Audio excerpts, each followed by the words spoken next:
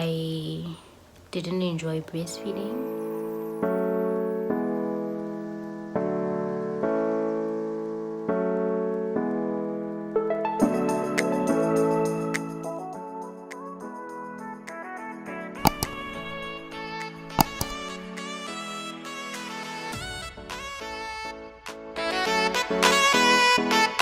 Hi guys, welcome to my channel. My name is Keneiloe Myoli, and if you're here for the first time, welcome.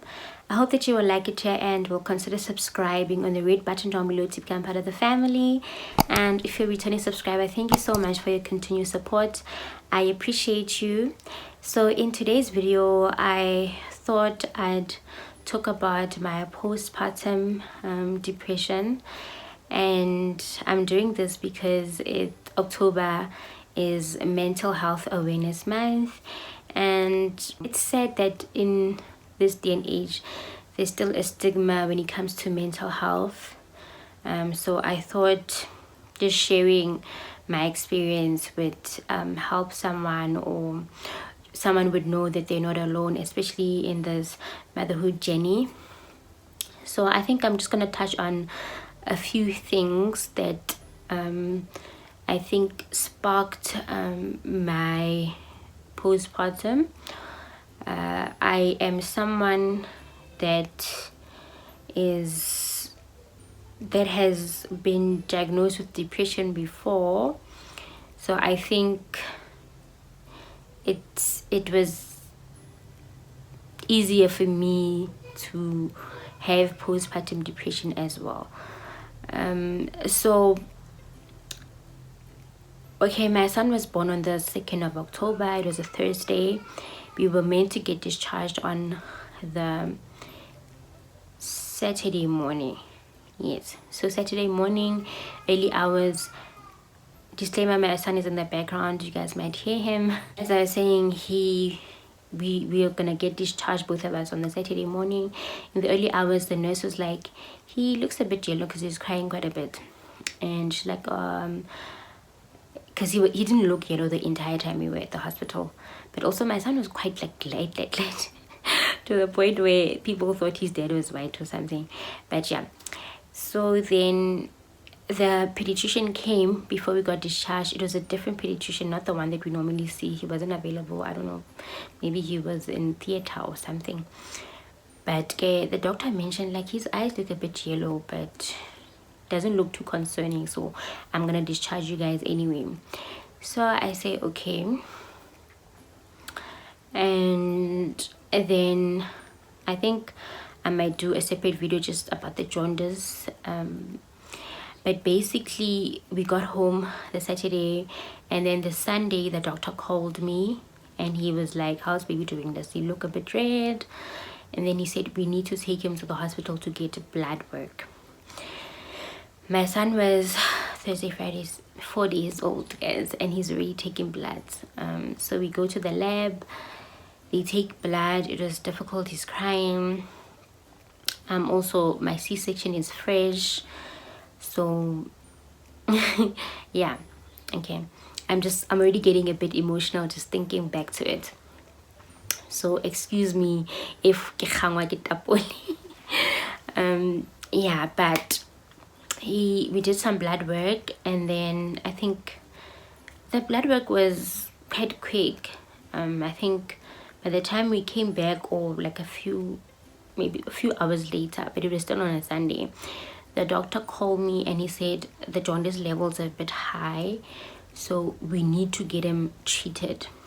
So he said it's either he gets admitted or we can get him treated from home. So he will send a nurse. He can send a nurse, or no, we can contact a nurse that will provide a bed for him to get treatment from home. So that's what we did. I think the very same evening the nurse arrived. She came with her what's that machine called, you know, the one that puts on the lights, the LED, I think they're called LED lights. So she explained like, okay, where does baby sleep? I think we were co-sleeping with him on our bed, but he had a bed in our room besides the one in his room. So we said, okay, he can sleep here. or we already make him sleep there, I don't know, something like that. So like, no, we can sleep here. So she explained that he needs to be on that bed 24 hours with the light on, and he can only be in his nappy. And also he needs to put on like glasses. So it's sort of like a cloth, like it's very thick, it looks like glasses, but it's a cloth that you need to patch behind his head. And yeah, I keep him there. The only time you can take him off is for feeds or nappy changes, or like when we're bathing him, but we need to keep him on the lights 24 hours. And also it was important that we do not remove the, okay, I think let's just combine this with the jaundice. It's important for us not to remove the glasses, or make sure the glasses stay on, otherwise it can cause his eyes to become blind. Yeah, you won't see, you can become blind if the light is too much in his eyes. So we need to, so that meant the baby, I had to watch him 24 hours, guys, because he liked pulling off the glasses. Also, it was a struggle. He would cry almost the entire day because he didn't want to be on that bed with lights with his eyes covered. I mean, he's been in my womb for so long, and when he finally gets out, you cover his eyes with a cloth, you know. So I'm guessing it was uncomfortable for him. And also because he was born 3 weeks early, we had to, okay, I don't know if it's the same, because I've heard other mummies say that in general, like even if your child is not premature, that you need to, or we are told rather, to feed your child every 3 hours. So every 3 hours I would feed and change his nappy, put him back on the bed. So it was quite a struggle. And he was getting taken, like blood was being taken from him either every day or every second day. And either here at home, the nurse would come and check him and take his bloods at home, or if she can't come, then she'll tell us to go to the hospital. So that was quite traumatic for me. I couldn't sleep, obviously, because I basically just sat on my bed and watched him the whole day. And yeah, the bloods, it was traumatic. I have a photo, but I won't add it because I think it, if you're sensitive, it might affect you. But basically, yeah, he had, and he was tiny, guys, like he was so tiny. So I think that's where my thingy started, postpartum started a bit, because I was crying all the time. I didn't feel like eating. I didn't want to, I wasn't bathing. I couldn't go to the bathroom. And also another thing is that I didn't have much help with baby. It's my first baby. Traditionally you would go home with your baby, or family would come here. So we opted for family to come here because we felt like it's important for my husband not to miss out on baby's first few month, days, whatever the case is, because home is all the way in the Free State and we stay in Gauteng. So it's not like he can go see us every day. It's quite far, and it was important to him to be part of the whole process. My grandmother was here, but my grandmother, I think she's a bit old now, and she's not too familiar with like babies. That's what I noticed only when she was here. So she would help me around the house, like the cleaning, but I still needed to do the cooking and doing everything with regards to baby. So I would bath baby, feed baby, everything. So, and my son also didn't sleep much. I don't know if it was because of the jaundice.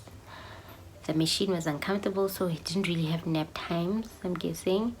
I think it's almost impossible for him to nap on it. Maybe, come to think of it, maybe that's why he doesn't sleep much, because my son doesn't sleep much during the day. Even at night he wouldn't sleep. So my grandmother, so I didn't have much help, so I was struggling a lot. My husband, obviously, paternity leave is what, 10 days, so it's not a lot, guys. So he had to go back to work, and I was struggling a lot. So I wasn't getting rest, I was struggling. The baby was not getting better. Every time you think the jaundice level is getting better, it then gets worse. But also, because we're treating him from home, we're not putting him as much as we are supposed to, because when he starts becoming hysterical, I would feel sorry for him and take him off, comfort him. When he's calm, then I'll put him back. we should not recommend it. So I think if I could do it again, I would just let him get treatment in hospital. I think it's better that way. Like the stress of, you know, the nurse every day at home, taking bloods every day, taking him to the hospital, watching him in the bed, not sleeping, you know. That time I had like a fresh wound, so yeah, and also I didn't have help. So I think those two things those two things. And then eventually I think my husband was like, no, this has been going on for too long, because I think it was like close to a month now we were doing the same thing. And the doctor was like, no, I think he's much better now, maybe you guys can put him on the sun, out on the sun, you know, for 2 hours or so, I think, for the day. So we still like keep him on the nappy, and then take him outside, sit him with just the nappy, so that the sun can hit his body, you know. I think after a month or so, I was struggling a lot, and I decided that, okay, no, I do need no, actually before a month, yeah, no, when I went for my 6 weeks appointment with my gynae, just for him to check my wound, if I'm recovering well, I remember him asking, how are you doing, how's the baby, do you have baby blues? And I said no. And I don't know if he could see that I'm not being honest. He's like, are you sure you're not having any baby blues? I'm like, no. And then he kept asking, and and then I just broke down. Like, I started crying, and he didn't know what to do. So he's handing me the tissue. He's like, no, what's happening? How's the situation at home? Do you have help? So I think at that time my grandmother left. I can't remember why she had to leave, but she left. So I think I was with baby alone for like 2 weeks. So I'm like, no, my grandmother was around, but she's gone, and the baby doesn't sleep. My husband is at work. So I explained to him. So he says, no, it's important for you to have help. Babies are a lot, so you definitely need. Then he told me like about his wife, and his wife had twins, so he told me like they had to get like help. If you have to pay for someone to come help you, then do that. It's important for you to, you know, to be okay, for the baby to be okay. So I said, okay. After that, I think I had a conversation with my husband. I'm like, you know what, I need help. I think my grandmother came back, but still I still struggling, since she was not helping me with the baby. She just helped me with the cleaning and the laundry. So that's when I decided to get someone to at least help with baby, you know, so I can rest. So my grandmother, yes, she's still doing whatever, because my grandmother likes working, so she's gonna work whether there's help or not. But at least the lady could help me like bath the baby, make baby bottle, then sometime then I can sleep, you know, during the day. And she would leave, then she'll come back. Luckily this was unfortunately this was before COVID time, so she came in the morning and she would leave later. So things got a bit better when she came. I was able to sleep, and initially we thought that I'm gonna have a stay out nanny, but guys, I realized that I need a live-in nanny. I work far. I work far. I work far from where we stay, and if I go back to work, I'm only gonna get home. I get home around 6 p.m. And what time is a person gonna go home if I get home at 6 p.m., you know? So she must also, we leave early, around before 7 o'clock. So the person has to be here by maybe 5:30 or 6, so I can prepare myself for work. So the person is gonna go work 6 to 6. It's fine in summer, but in winter, then what? So my mom came. Shame, my mom. My mom eventually came because she could tell I'm not okay. Like I really needed my mom. So my mom came, and she would look after baby. I even did my I started like going out, because you know, also this thing, guys, I'm sorry. I don't know if I want to post this because I'm a mess. So you know this thing of staying in the room also, like after you've given birth, you can't go out, guys. We need the sun, we need vitamin D. We need the sun, like you need fresh air. I was inside the house the whole time. If someone came to see the baby, they would enter the room we were in, and that's it. So I never went out. And my mom came, she's like, you know what, just try to go out, you'll pump milk. Also, the nice thing was that my son was mixed feeding, so I was able to go out, go to gym. 6 weeks had passed, so I could start working out, go to gym, or go to the shops instead of buying online, you know, just to get some fresh air. And also, I think even when my mom was here, when I would hear my baby crying, I would want to attend to him myself. So being away from the house helped me, like, just get out of that, like, mindset, you know. So I would, yeah. And then I even started my driving lessons because my my learners was expiring that January or the end of December. So I started doing my driving lessons. So I would leave every day for an hour, sometimes 2 hours, just to let me get comfortable. I'm sitting on the floor, just to go do my driving lessons. So that was nice. I was able to, you know, so I think I would definitely recommend that. Just go out of the house, even without a baby, just being inside the house for a while, like in the bedroom, is depressing. So just do go out, get some fresh air. It helps a lot. Yeah, go out, because I think also when you have help with baby inside the house, the moment you hear it's cry, even now, guys, like, the nanny's here, but when my son starts crying, like, I just want to attend to him. I want to leave everything that I'm doing so I can be a mom. So it helped for me to go out and, you know, focus on other things, just go run on the treadmill. It also helped.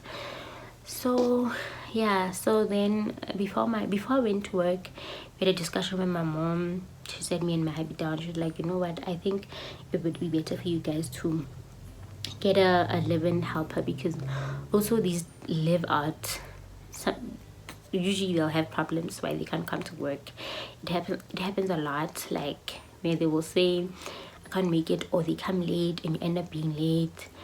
And Keneiloe still needs to, like, come back home and be a wife and cook, and, you know, unless if you have a partner that can do those things like cook and stuff. But if you're the one that's mostly responsible for such things, then you do need, like, extra hands inside the house. So yeah, so we actually looked at it, because I wasn't okay. Like, even when my mom was talking, it's just like my mind was elsewhere. My mom was so concerned. Like, also my mom knows my history with depression and suicide attempts, etc. So she was concerned. She's like, my child, you know. So yeah, so we eventually got a live-in helper, and she was amazing, guys. Like, I did a video of the help that I had. I was able to rest. She helped me with the baby a lot. My house was clean. I was back at work. I wasn't, like, worried about her. We got cameras that we didn't end up installing at the house because I trusted her. Also, it's because she was known by my family, so I was comfortable with her. So yeah, I think that's what helped me a lot. I think she was probably the best nanny that we had. So help is very important. Yeah, I forgot to mention that when I was at my gynae's, he did ask if I wanted to speak to someone. I said no. I said no. But I think I should have probably spoken to someone. Yeah, I should have probably spoken to someone. I just thought I'll be okay, but looking back at it now and still talking about it, maybe I'm overdue for a visit. Just to, but I am in a much better position than I was back then. Yeah, it does. Being a mom is a lot, guys. Like you want to be perfect, and unfortunately we aren't. A lot of things are out of your control. Baby gets sick, nannies will disappoint you, you know, and you still need to be a full-time employee. You're still expected to perform, you're still expected to be a wife, so you're acting a lot of roles at once, and sometimes they can be too much for you, but it's okay. I think the older they get, the easier it becomes.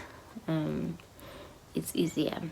I remember there were times when my baby, like I would rock him, but my mind wouldn't be there. Like my mind, like I was in a terrible state, come to think of it. Like I would rock him, my mind wouldn't be there. Sometimes he would cry and I'd be holding him, but I wasn't really present. So scary. I didn't enjoy breastfeeding.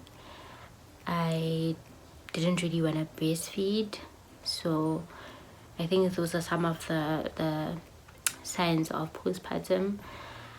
My husband would like beg, like I was just too comfortable with just making him formula when I did have a bit of breast milk.